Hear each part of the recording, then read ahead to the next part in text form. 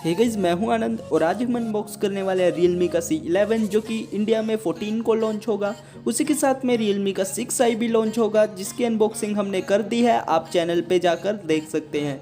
तो गाइस, अगर आपने अभी तक मेरा चैनल सब्सक्राइब नहीं किया तो चैनल को सब्सक्राइब करके नोटिफिकेशन बेल को दबा लेना, जिससे कि आप कोई भी वीडियो मिस ना करें। तो गाइस, बॉक्स खोलते ही हमें देखने को मिल जाता है कार्ड, जिस पे hi welcome to Realme family लिखा होता है और उसी के अंदर हमें कुछ यूज़र मैनुअल और हमारा फ़ोन भी देखने को मिल जाता है। गाइस, इसके अंदर हमें माइक्रो USB केबल देखने को मिल जाती है, क्योंकि ये बहुत ही एंट्री लेवल का फ़ोन होगा, इसलिए हमें इसमें माइक्रो USB देखने को मिल जाती है और उसी के साथ में 10 वोल्ट का एडाप्टर भी देखने।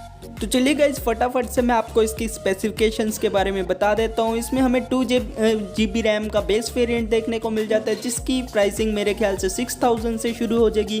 बैक में हमें 2 कैमरा देखने को मिल जाते हैं, जिसमें 12+2 मेगापिक्सल का कैमरा देखने को मिल जाता है। फ्रंट में हमें 5 मेगापिक्सल का कैमरा देखने को मिल जाता है। एंड्रॉइड 10 देखने को मिल जाता है और हीलियो G35 का चिपसेट देखने को मिल जाता है, जो कि एक एंट्री लेवल स्मार्टफोन का चिपसेट है। तो गाइस, PUBG के बारे में बात करें तो हमें इसमें मीडियम फ्रेम रेट्स देखने को मिल जाते हैं और इसकी लुक काफ़ी ठीक लग रही है एंट्री लेवल के स्मार्टफोन की तरफ से। और इस बार Realme ने डिज़ाइन में कुछ अलग करने की सोची है। Android 10 out of the box देखने को मिल ही जाता है हमें और Realme UI भी इसमें देखने को मिल जाता है। तो ये Realme C11 एक काफ़ी बजट कैटेगरी।